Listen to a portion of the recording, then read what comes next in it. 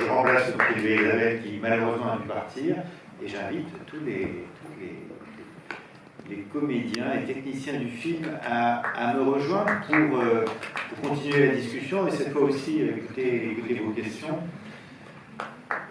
Alors bravo, d'abord bravo à tous pour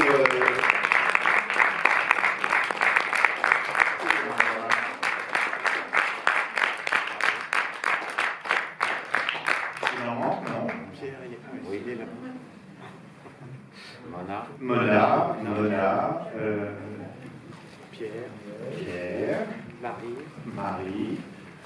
Venez tous.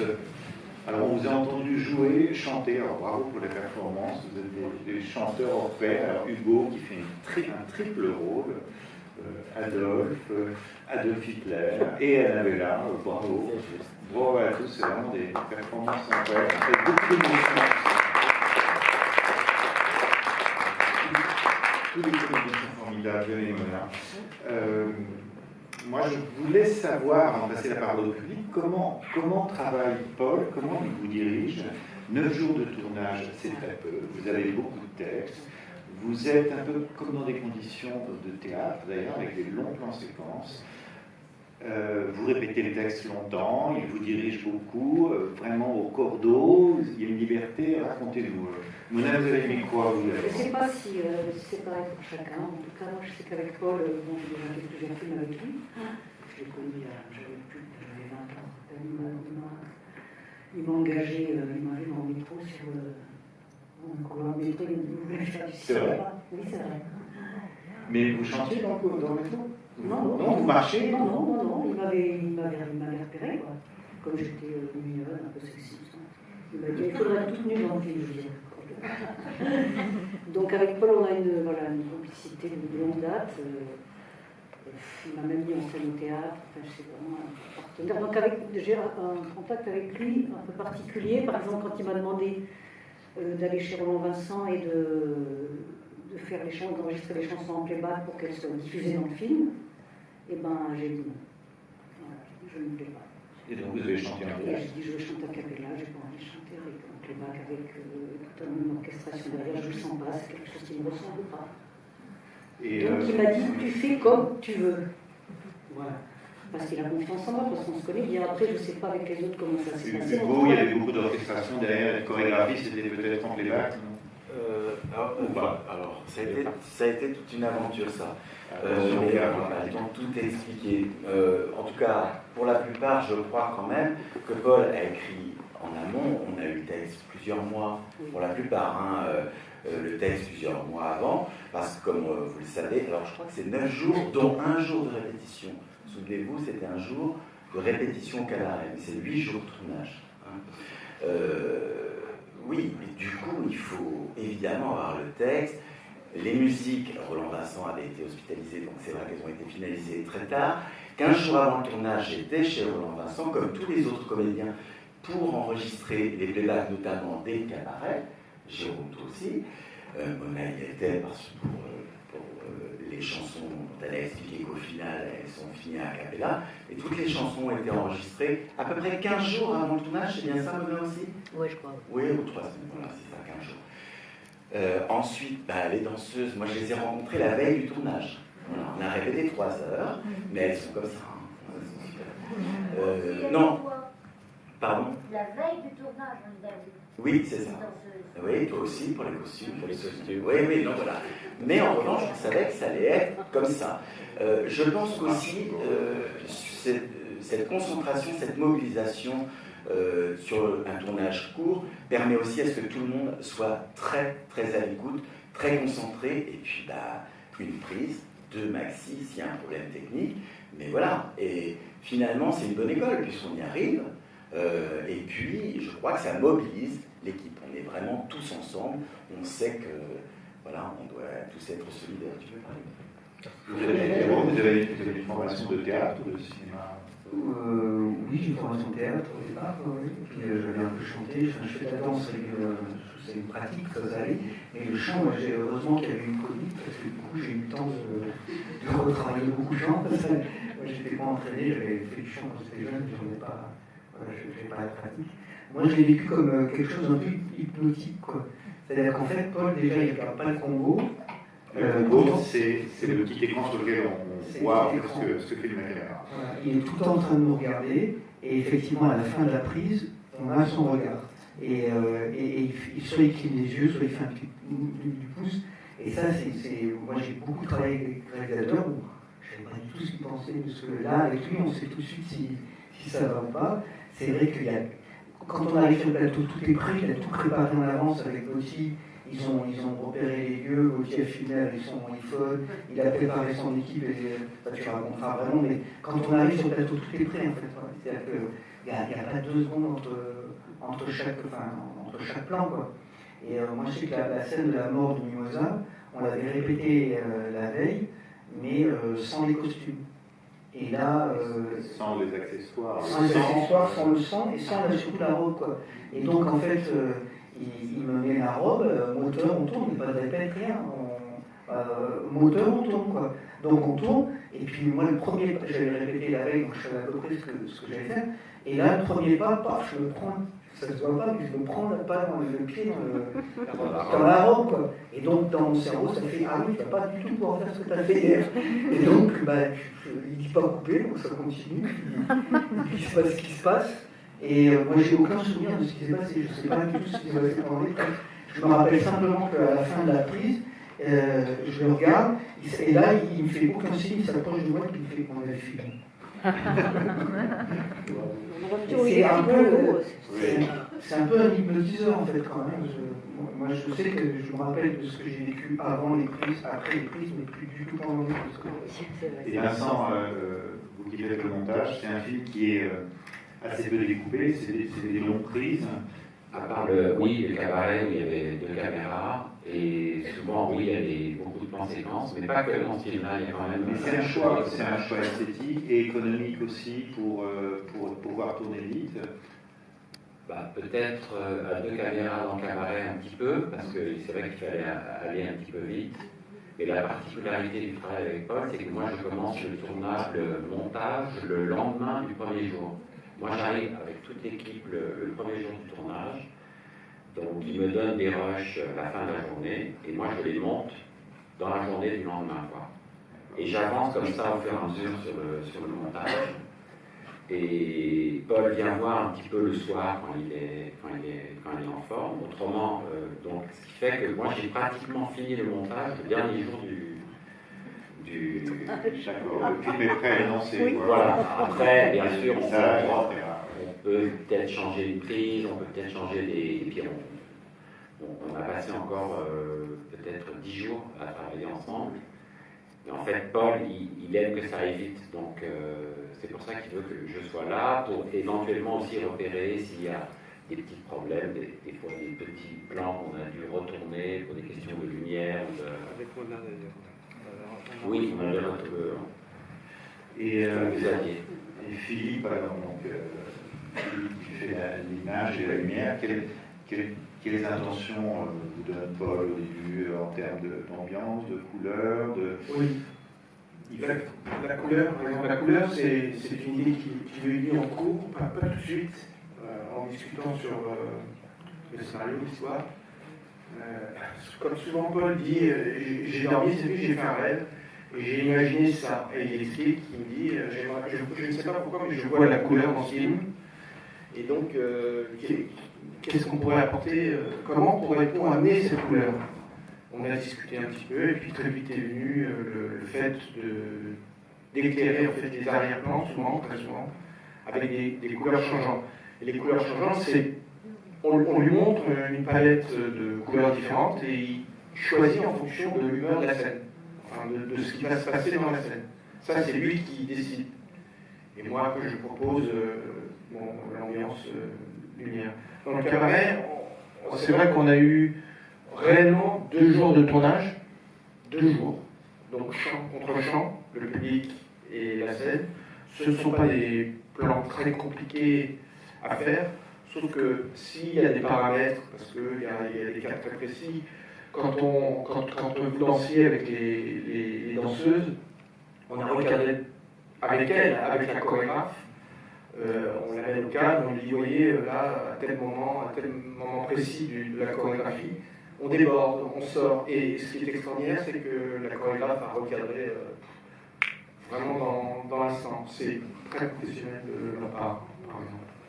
Est-ce que vous avez des questions? On va passer le micro ou alors vous allez parler un petit peu fort. Et pardon, je tiens à préciser juste par rapport à la période, on était, donc c'était Covid, on était dans 2 endroits, Paul, il y avait la villa, là où Vincent tu te trouves et que ça montait, et Paul revenait, vivait là, et nous, l'équipe technique, on était à la villa, c'est-à-dire au plan de la tour, et on vivait, on était sous le régime du Covid, quoi. On s'est fait arrêter 2 fois par les gendarmes, je crois, quand on revenait du cabaret. Et, Qui est presque confiné. On était confinés. Vous étiez alors, les questions, pour sortir. Voilà, oui. Il ne facilite pas. Ouais. je pense que ce qu'il faut préciser d'une façon générale, c'est que Paul il prépare d'une façon incroyable, des mois à l'avance, le tournage. Mais il pense à tout, il pense aux accessoires, il pense aux costumes, il travaille avec la costumière, il travaille avec tout le monde. Avant le tournage, c'est pour ça qu'il arrive à tourner aussi vite. Et il est incroyable, hein. Il fait tous les plans de travail lui-même, il prévoit où vont dormir les gens, ce qu'ils vont manger, il appelle... Non mais c'est vrai, il joue dans le film, il joue en plus dans le film, donc voilà. Il répète il apprend son texte un petit peu avant de tourner, la veille. Donc ça c'est important à savoir pour dire aussi qu'il peut se permettre, entre guillemets, d'avoir une économie comme ça. C'est des films qui coûtent très peu cher, qui sont tournés en un temps record quand même. Enfin, vous qui avez plus l'habitude des tournages. Il produit ses propres films. Il produit ses propres films. Comme il dit, l'économie fait le style. Oui, les amis qui l'aident.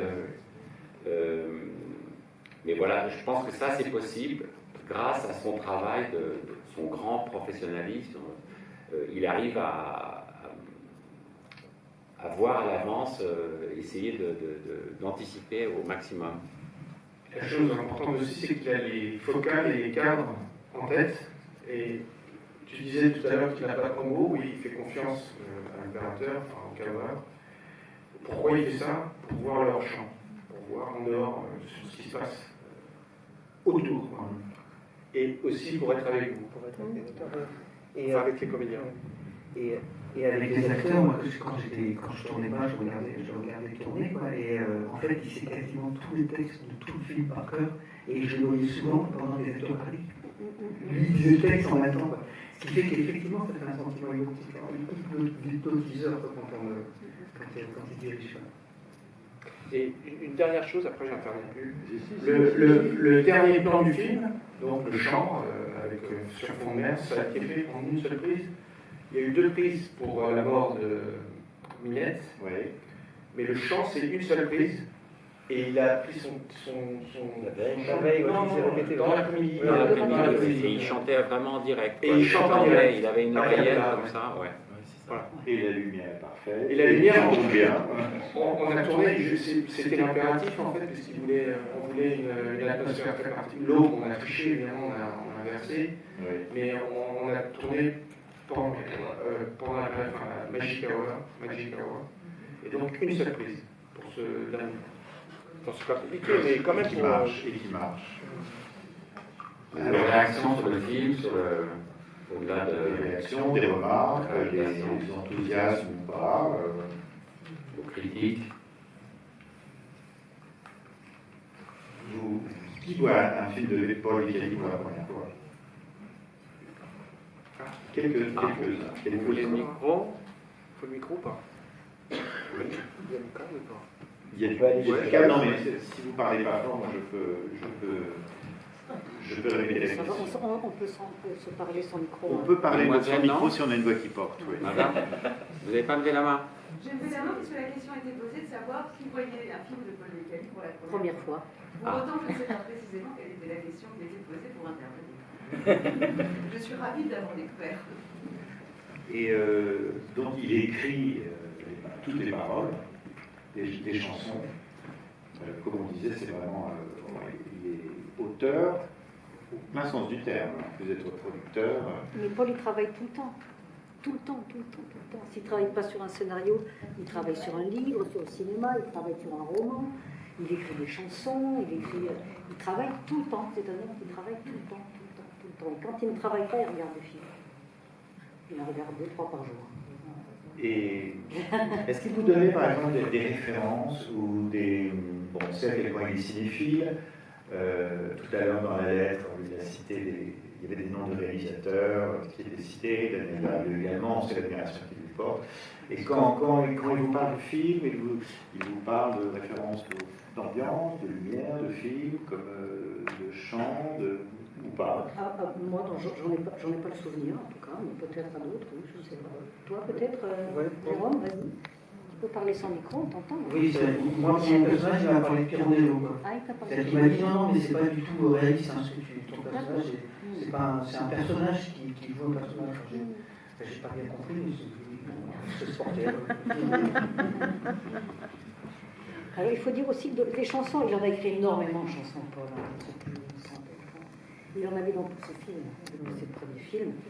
Et donc, on les retrouve, on en trouve des morceaux dans des films différents de Paul. On dit, là, tiens, il y a cette chanson-là. La valse que je chante pour un moment, elle est au moins 3-4 films. Voilà, oui, la chanson Les Hommes, elle était dans Femme, magnifique film. Oui, avec Darrieux et avec Hélène Surgère. Hélène Surgère, pareil.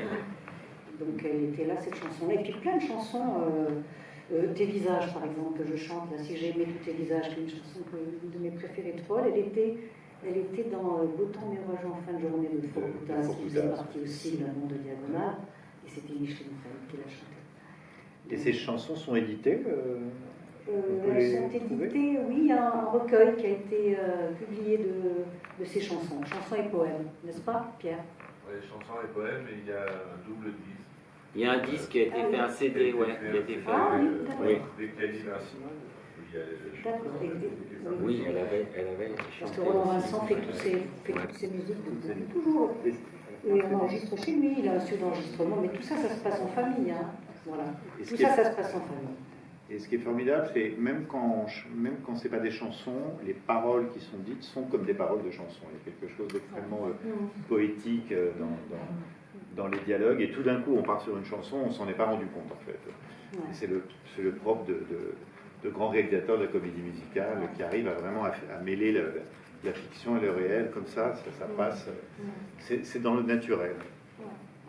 Bien, vous êtes peu inspiré. Vous n'avez pas de réaction parce que c'est bien, des questions. On pourra peut-être pas vous répondre parce que Paul n'est pas là, parce que Paul il est formidable pendant les débats, il est incroyable,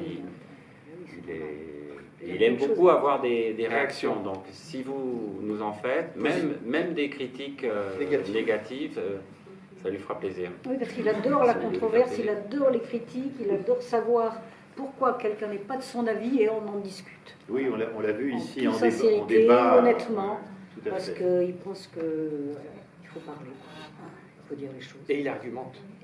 Il argumente et il est très convaincant et extrêmement... défend très bien en fait son travail et on comprend vraiment la cohérence du projet, même si parfois certains n'adhèrent pas. Et on comprend pourquoi tout à l'heure, Hugo, tu as chanté la chanson... la fameuse chanson d'Aznavour qui est citée dans le film. Ça prend sens. Non, vous n'osez pas ou... voilà. Merci monsieur, merci beaucoup. Puisqu'il faut bien dire quelque chose, on va le dire. J'ai connu Paul quand j'étais à l'école polytechnique, il était mon capitaine de compagnie. D'abord mon lieutenant, puis mon capitaine de compagnie. Donc il était votre supérieur, c'est ça? Bien sûr, il l'est toujours. Et j'ai tourné dans son tout premier film qui n'est jamais sorti, Les Petits Drames. On va voir si ça arrive. Et donc ça n'est pas d'aujourd'hui que j'ai une profonde admiration pour ces films. Ce que je veux dire simplement, c'est que pour moi c'est un magicien, parce qu'il réussit ce tour de magie extraordinaire d'être à la fois incroyablement intellectuel, profondément intellectuel, et en même temps de susciter une émotion profonde. Lorsque je lui ai rendu visite la dernière fois, il finissait le cancre. Il m'a montré le cancre presque fini, dans l'intimité, dans le noir, à la villa, et j'ai fini en larmes. Et pourtant, c'est pas un film tendre, c'est pas un film fait pour attendre. C'est un film profond. Et là, je retrouve cette caractéristique extraordinaire de thèmes très importants, très d'actualité, traités de manière très intellectuelle et en même temps tellement émouvante. Très d'actualité, en effet. Oui, tout à fait. Est-ce qu'à l'école polytechnique, vous parlez déjà de cinéma et de son envie d'être cinéaste? C'est pas seulement qu'il en parlait, il tournait déjà des films. Alors, je vous rends le micro, alors. Continue. Si vous êtes pour l'anecdote, oui, oui. Nous étions 300 dans les amphis, moins quelques-uns qui séchaient, et à tour de rôle, les capitaines des 3 compagnies nous surveillaient.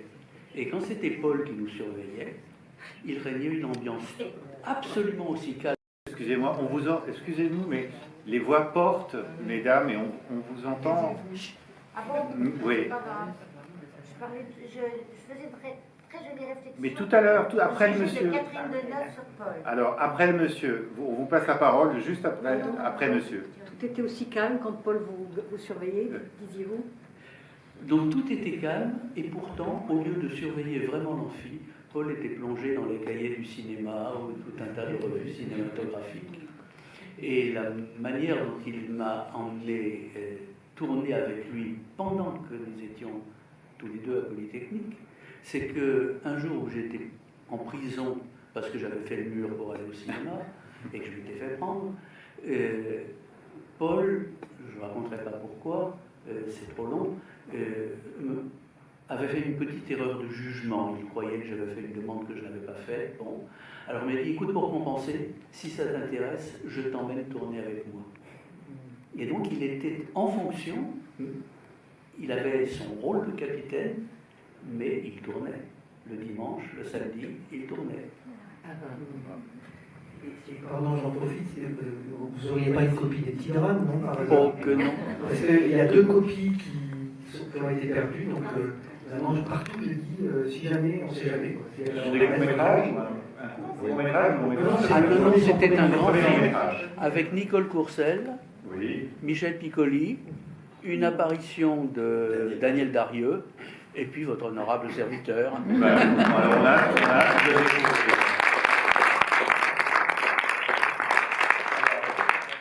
Donc il y a une anecdote autour de Catherine Deneuve qui a tourné dans Le Cancre, qui est un film des dernières années, assez récent, de Paul Vitali. Alors, quelle est-elle? Tout à l'heure, je n'ai pas bien entendu. Qui parle de qui? Non, mais c'est assez privé, excusez-moi. Ah, bon. On restera donc sur notre fin. Ah, madame. Le micro n'est pas assez long. Ouais, non, mais je vais essayer de parler. On vous entend. Je voulais juste vous dire un petit mot, parce qu'hier, on a vu Les Rues du Diable, qui sont faux premiers, puisque vous l'avez vu pour le premier, mais c'est le premier qu'on peut voir en tout cas. Donc aujourd'hui, on voit son dernier. Et ce qui m'a frappé, c'est à quel point il est déjà dans le premier, à quel point il y a des continuités, et notamment, enfin, tout d'un coup, ce qui me revient, c'est la scène de la lampe de poche qu'on voit là avec le personnage Alexandre, et qui est dans Les Rues du Diable, du 1931. Et alors ça, tout d'un coup, hier soir, ça m'est vraiment, comme ça m'a frappé. Et on parlait des chansons, ça aussi c'est déjà dans Les Rues du Diable. Cette manière de filmer les femmes, moi je trouve assez exceptionnelle chez Paul Vitali. Il y a énormément de tendresse, il y a beaucoup de justesse, et il a une manière de les magnifier, qui est, et quel que soit l'âge, justement, parce que hier on avait cette jeune femme vraiment de fraîcheur dans Les Rues du Diable. Dans celui-ci, on a plusieurs âges, dont le vôtre, et il y a comme ça une espèce d'aura qui sort de chacun des personnages. Personnellement, je trouve que la manière... Il écrit très très bien pour les femmes. Il écrit, je dis toujours, il écrit des rôles pour les femmes magnifiques. Il écrit des monologues, le Tremble d'être heureux par exemple. Il m'a écrit un monologue de presque 20 minutes magnifique. Je pourrais jouer au théâtre, presque, tellement c'est beau. Quoi. Une femme qui sort du cinéma, voilà, qui est solitaire, qui se fait aborder par un homme. Évidemment, il y a toujours de l'amour dans ces personnages. Donc, il écrit très, très, très, très bien pour les femmes, vraiment admirablement. Et il y a de l'amour et il y a de la vie, parce que je vois que le dernier mot, c'est la vie, non? Le dernier mot du film. La vie, la mort, la vie. Donc, la mort, la vie. Il y a toujours quelque chose de très, très vivant en lui. Et c'est pas son dernier film, hein, celui-ci, parce qu'il y en a d'autres. Il en prépare un autre. Il aurait bien voulu enchaîner, le tourner cette année, mais il le tournera probablement en 2023. On espère début 2023. Il y a un projet en septembre. Il y a déjà un projet en septembre. Petit. Lorsqu'il me l'a présenté, Le Cancre était son dernier film. Ah oui. Oui. Mais de toute façon, on disait ça d'Alain Resnais aussi. Alain Resnais, on disait c'est son dernier film, et il en a fait 10 après. Donc, vous voyez, il y en aura encore beaucoup. Alors, peut-être un dernier mot, les uns et les autres. Demain, c'est son anniversaire. Oui. Ouais. Demain, il fêtera ses 92 ans. Demain. Merveilleux. Et puis, je voulais dire aussi que bon, Paul est évidemment indépendant, libre, il fait tout ce qu'il a voulu tout seul, il n'a jamais rien attendu de personne. Et pour son dernier film, je ne sais pas si on doit le dire, mais moi je le dis parce que je trouve ça extrêmement unique, je trouve ça extraordinaire. Il a mis sa maison en Virgile. Voilà. Bravo. Il n'y en a pas beaucoup. Non. Bref. Voilà, pour vous dire cet amour du cinéma qu'il a. Le cinéma, surtout le cinéma, non? Tout pour le cinéma. Bien. D'où la lettre qu'a lue tout à l'heure Pierre. Je voulais juste dire un mot.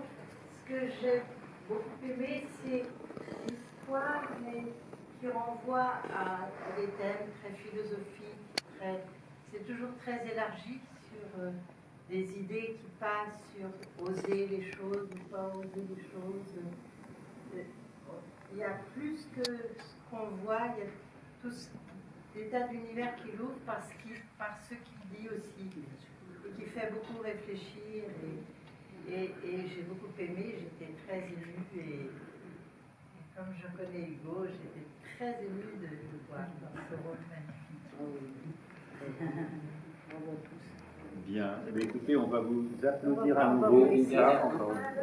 Ah ben vous voyez, là, tout d'un coup, l'inspiration arrive. Je suggère d'intervenir au moment où j'avais rien à dire. Allez-y, allez-y. Cette histoire de chanter, parler, parce que quand j'avais dit que j'avais venu, je ne crois pas avoir vu de travail vraiment je sais pas, on appelle ça chanter, parler, non? Oui, parler, chanter. Parler, chanter. Et ça, je me demande si justement ça demande une technique particulière. Parce qu'autant jouer, on l'a tous appris quand on est comédien, chanter, quand on a appris à chanter, on veut chanter.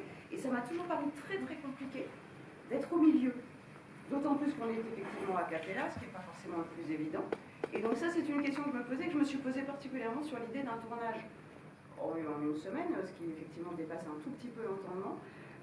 Et donc non seulement, moi c'est ce qui m'a aussi énormément plu dans le film, puisque ne connaissant pas Paul Beccali, je retrouve quelque chose que j'ai particulièrement aimé dans l'univers de Jeanne Demy, mais d'autres aussi, mais particulièrement de lui. Et du coup, je me pose la question aussi de comment on fait. Est-ce que c'est une chose du coup qui se travaille séparément? Est-ce que ça s'apprend? Parce que je l'ai trouvé parfaitement juste et parfaitement posé partout. C'est-à-dire que du coup, c'est chantant pile sur la note à laquelle on s'attend, ça redevient parler pile au moment où on a besoin d'être dans l'intention. Et en fait, j'ai trouvé ça tellement réussi que je me suis demandé comment ça se mettait en place, parce que c'est une technique qui est un peu inhabituelle quand même. Alors, déjà, il y a une vraie chanteuse. Ah non. Et une vraie oreille. Parce que c'est Mona, si tu l'as dit tout à l'heure, c'est grâce à toi qu'il y a eu cette parler-chanter.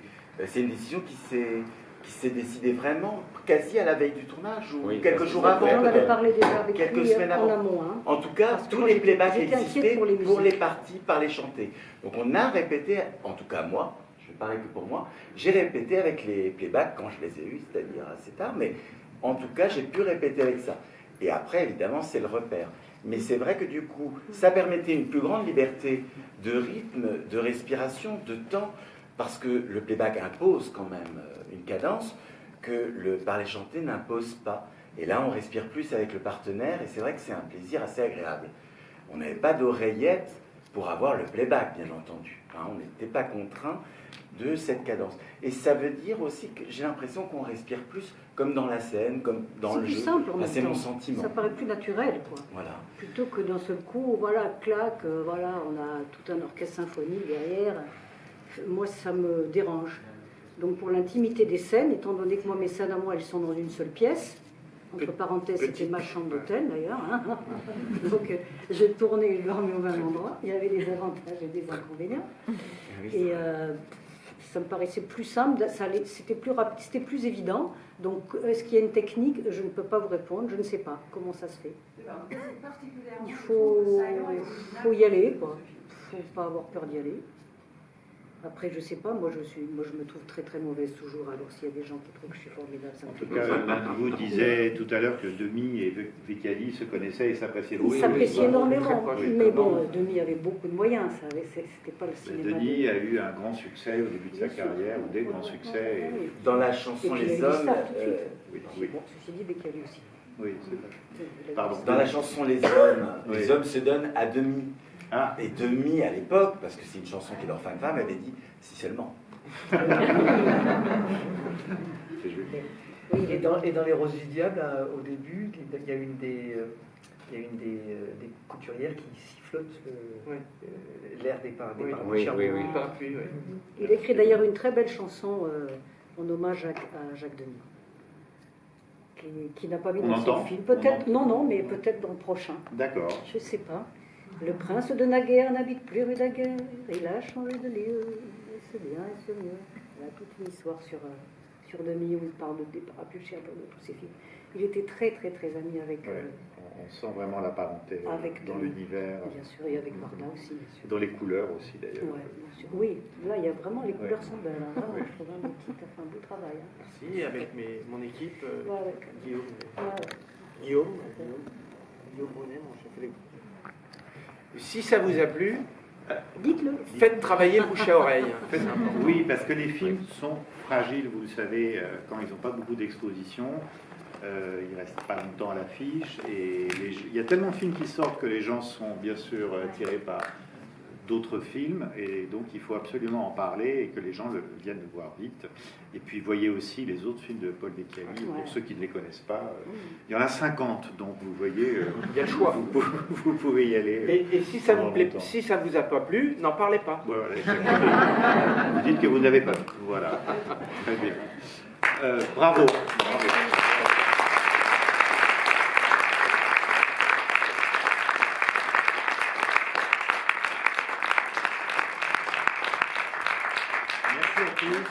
Très bonne fin de soirée.